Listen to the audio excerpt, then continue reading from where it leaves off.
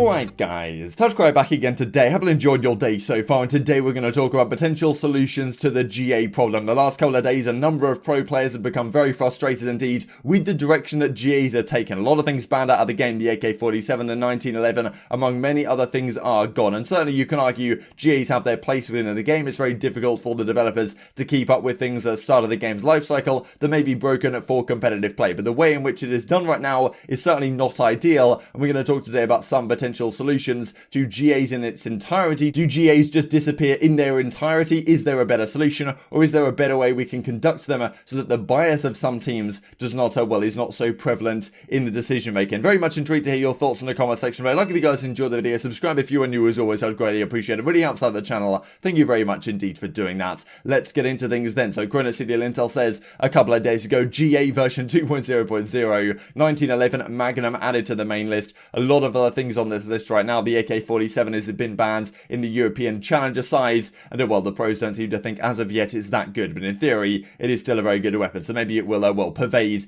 into the professional community at some point in the future. But I wanted to go through a couple of tweets before we talk about some potential solutions. This was way back in July. I think this is when the AUG was going on, and FaZe were using the AUG and they'd been scrimming with it for a couple of days, but then Slasher and the guys, so Slasher of course on OpTic Gaming Los Angeles at the time, most of the teams voted to get rid of the AUG, but these guys have been scrimming it for a little bit, and Austin /Lidico comes out and says, okay, look, I just want to use the M4 MP5, that's what we've been using for a while, but these guys were scrimming with it, and therefore, all the teams that weren't using the AUG, effectively it was in their best interest to say to FaZe, look, you can't use it, we're just going to GA it, because they'd been practicing with it, and what can FaZe really do about the matter? Because 10 out of 12 teams want to get rid of it, and therefore if FaZe were to break the GA, as they actually threatened to do at the time, then, it doesn't stand you in good stead within the professional community, and, if you're breaking GAs, you're not going to get scrims, you get blacklisted, all this type of stuff, which we've talked about in the past. And this is some of the discussion at the time. Scrap says you're delusional if you think that is competitive, Ben. I've been saying this, it's stupid, you want to get rid of that, I am down. Yeah, but come on, man, you know that won't go through, because 95% of people voting are assault rifle players. I've just seen 5 people agree within seconds. That thing is dumb, it is broken. Okay, so GA the M4, and I'm down also for the AUG GA. So this is way back in July, of course, but yeah, as he says, 95% of people voting are AR players, because it tends to be the leadership type figure on the team is quite often the main assault rifle type player that's been around the Call of Duty scene for a number of years, and they tend to be the ones that are in the gentleman's agreement chat discussing what can happen, right? Because most teams, they have one representative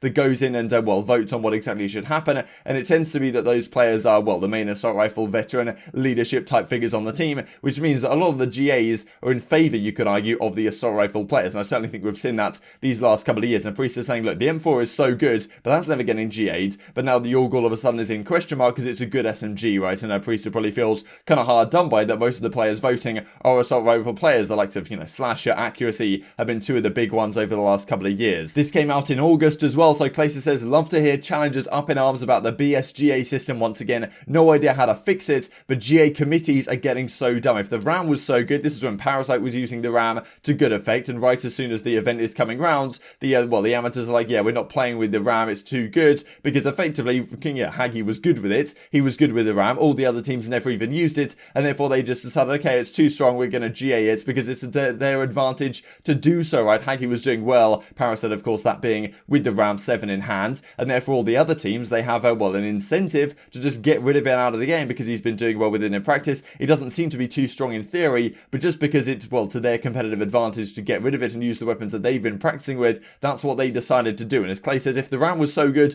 why don't you see 3 of them on a map? People get zapped once and go, oh my god, GA OP, don't even use it. Same thing happened with the AUG. Saw 1 or 2 a map and people freaked out, like there hasn't been 3 to 4 MP5s every map for months. Tired of it, let's just play COD and get good or get off the game. So this was Clay's opinion at the time. Wanted to share a couple of clips here from HECZ and HECZ discussing also gentlemen's agreements, saying how they've got ridiculous, saying how they're whack right now, and they just basically are used by players to help their own play get better and improve, and not actually done to improve the game and the scene. I don't know. Do you think the way that Call of Duty is going right now is the way to go? Because I see this is what I'm asking you. All I see is crying on the timeline. I'm banning this. Let's GA this. Let's be scared of someone who's way better instead of let's make ourselves better to compete against that better player. Yeah. How the format and how everything is right now, I mean, I definitely think it's the right way to go, but I agree all the GAs and stuff is kind of ridiculous. To it's one of those things where it feels like people just want to constantly change things to better themselves rather than like just actually working towards a goal. Goodbye. We didn't talk about the GAs. Anything you got to say about the GAs? Last closing comments.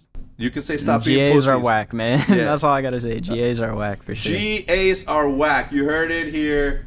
I mean, not first. I mean, I've been saying it. Everybody's been saying it. Like, man, just grab the gun and shoot. That's man. what I'm saying. You know what I'm saying? Like, it's not the gun, buddy. Okay, you GA and something is not gonna make you shoot better or understand the way the game plays. GA this gun, GA that gun. Like you're still getting gun. You know what I mean? It ain't the gun. It ain't the gun or the map. All right. Exactly. So this is what Doug Lieb over at the Los Angeles Guerrillas has to say on the matter. Lots of talk about GAs and everything that's wrong with them. Wanted to explore some solutions and where we can potentially go from here. This post actually took time, so I thought I'd share it with you guys because honestly, it's a very insightful and well-detailed one that I will leave for you guys linked down below. This is kind of the TLDR. Why do we need GAs? Studio cannot keep up with competitive, which is perfectly fine. I think there's certainly an argument to say that something like the smoke grenades, for example, if we were playing hardpoint and every team was using 4 smoke grenades on a player and well, there was 8 smoke grenades on the map all the time, that would be well, it wouldn't be good to watch, it wouldn't be good to play, the aim assist disappears, all this type of stuff. It's not ideal. I certainly think GAs have their place to a degree. I always kind of bring up the example from World War II, for example, when the ITRA came into the game, the 4-round burst M8 type weapon that was added that title about halfway through. A lot of people were saying at the time that weapon was so strong that pretty much all the teams were just using 4 ITRAs in their search and destroy scrims. That doesn't really make the game entertaining or fun to watch. So certainly in some instances GAs can be viable because the studio it's difficult for them to keep up with all the things that need to be tweaked competitively, especially when the game is just coming out and we have the first event within a few weeks of actually the game launching, right? Certainly GAs have their place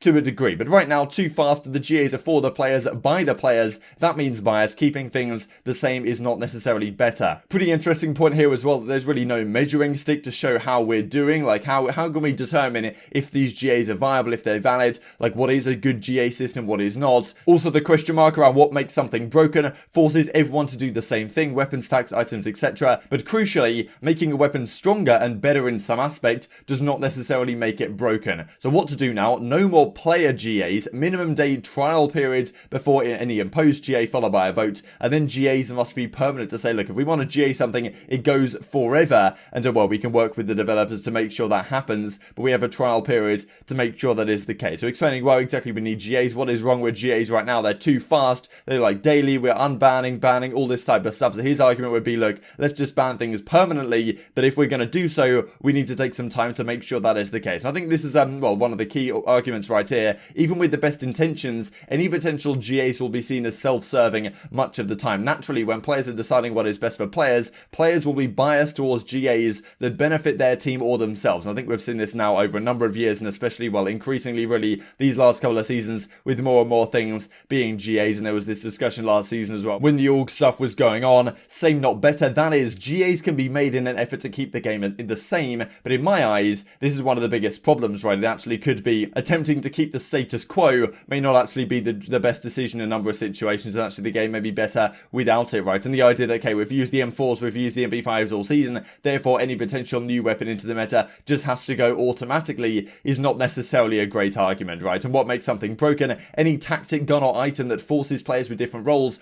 to play the same way. The classic example would be a gun that is so good, every player would be better off using it. Clay alludes to this point right here. We kind of talked about it with the ITRA right there. And as he says, smokes. A team with 4 smoke players would inarguably make killing those players harder than a team with fewer smokes. The MP5 from Modern Warfare, you could example. The combo of 10mm and the Merc foregrip. The MP5 created kind of a do-it-all gun with range, good up close, fast TTK. Some maps would allow all these weapons. However, what doesn't make a good GA? We need 2 ARs, we need 2 subs, we need a flex gun. That gun needs more or less range. Thought I'd zoom in for you guys real quick as well. And well, this is where it comes to the point where what should we actually do about it? So, as Doug proposes, no more player GAs. This is the most important change our GA system needs to make. As I outlined, players are naturally biased and can socially pressure peers into decisions, which we've seen a number of times. This makes GAs into a more of a popularity contest than actual meta improvement. Players may certainly campaign for GAs, but the decisions must not be directed by players alone. So then the idea would be we have a trial period for any GA, and then once a GA is final and to iterate on the current meta, it then becomes